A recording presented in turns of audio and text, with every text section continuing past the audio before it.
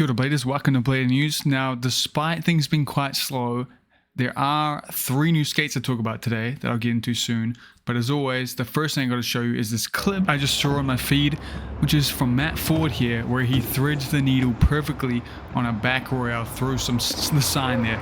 Coolest shit ever. Great way to start the show. So like I mentioned last week, I am going to be moving to Australia like in the next few days. So it's your last chance to get some laced up before I have to shut the store while I migrate it to Australia. I do have a bunch of prepaid stamps I need to get rid of. So if you want to get a free copy of the mag, please put your mailing address in the Google form linked below.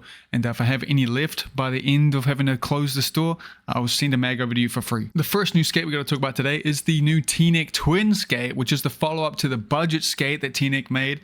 This one being aimed to be more of a top-end premium boot. And I have to say, I really like the finish on the skate. I've never seen someone do this before with the kind of grainy, weird texture and pattern to the plastic. It reminds me of like a baby changing table. Maybe that's not a good but like the public ones in public toilets, you know. It was like this green in the slot. It's a very, very nice looking skate, and it is a completely new mold. The guy behind TNEC, Darian, has stated that this is a skate that's set to be an industry staple for at least the next 30 years, which is a bold claim, showing the confidence he has in this boot.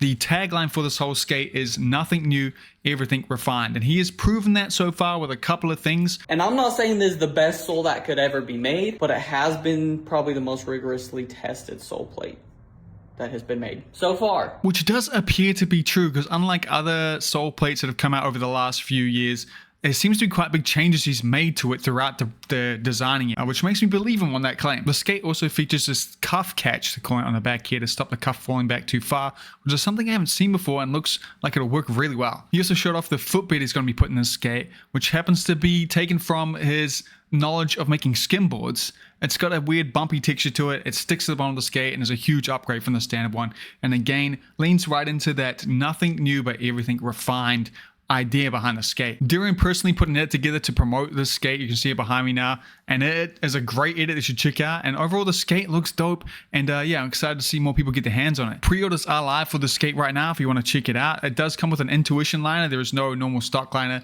The liner you get is an Intuition or no liner at all, and you can buy it, of course, with no liner, which is dope, and all the individual pieces.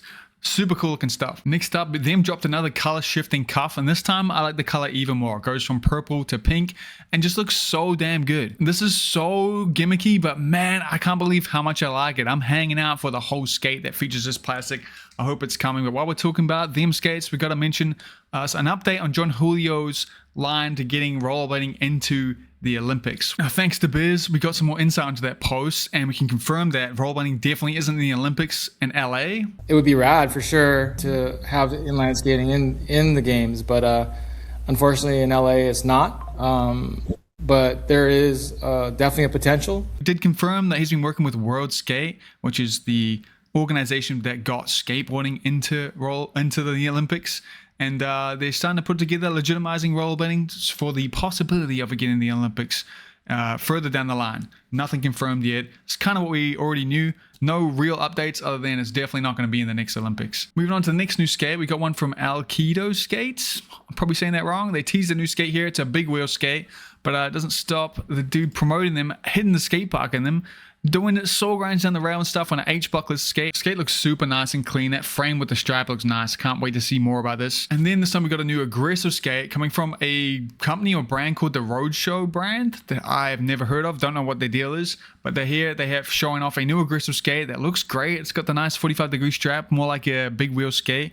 And this is all we know about it so far, but damn, there's another aggressive skate to check out, hopefully at a good price point. And then we got a quick update from Motion Skates, which is another brand new skate company focused on more of like a soft boot look that have looked super promising and really memorable compared to some of the other new skates coming out. No flame. But the update isn't good. It's that they have been delayed to summer this time. So we're going to have to wait and see. But they are still in the works and they still look dope. I can't wait to see how they go. It's a carbon skate that looks, it's like most shoe looking one we've seen since the gods. So we'll see how it comes out. And then I'm hyped to announce that you can now get laces directly from a shop in Mexico. They just landed at Inline Society. Definitely go check them out. Shout out to the dudes over there holding it down for me and for wanting to support by holding the laces. And again, I got a plug that you will not be able to get any lace stuff for a while now as I move to Australia and have to move everything over and work everything out. It could be a long time. So it's your last chance to buy some stuff from me directly. Otherwise, you can always hit up the shops that have been stocking the laces. But yeah, link in the description. And finally, I want to plug that you can now wish list. It's not out yet, but you can wish list this rollerblading game called Rollout Inline on Steam right now.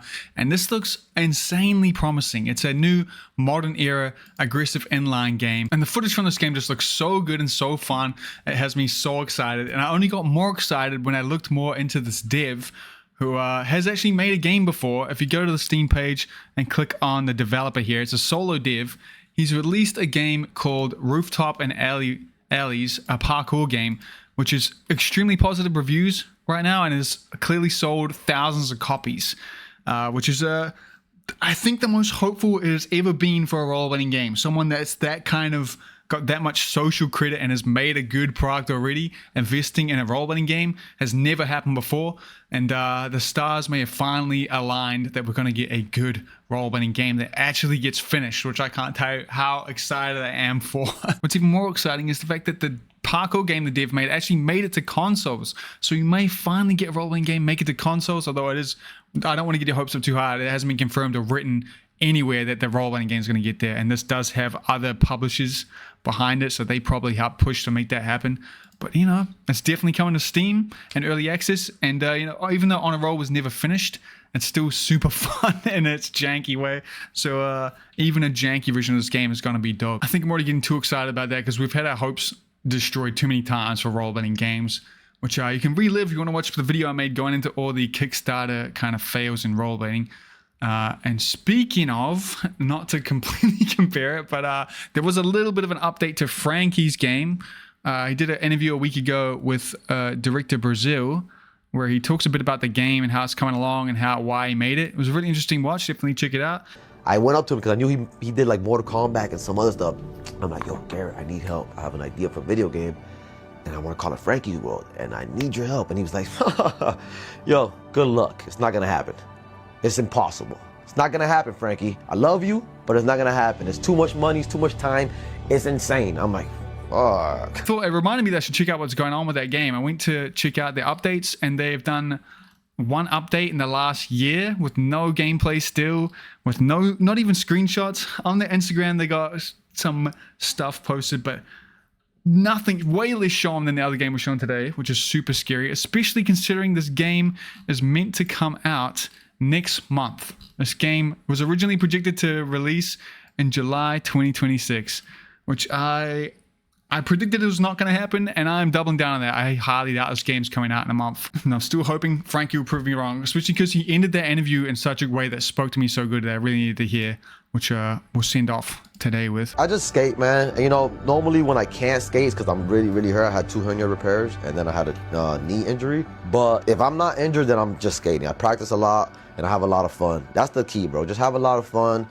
Don't worry about what the next person's doing, even though you get influenced by it. But don't ever be like, oh, he's doing this and I'm not doing that. Just fucking have fun and compete against yourself, bro. Compete against yourself. Trust. And that's it for the last episode of Blade News from New Zealand. Next one will be in Australia. So I'll see you guys over there. Massive thank you to my Blade News correspondents, as well as my patrons and members for helping me make stuff. I wouldn't be able to do it without them, so consider supporting. Again, it's your last chance to check out Lace before it's shut down while I move it over, so consider supporting there as well.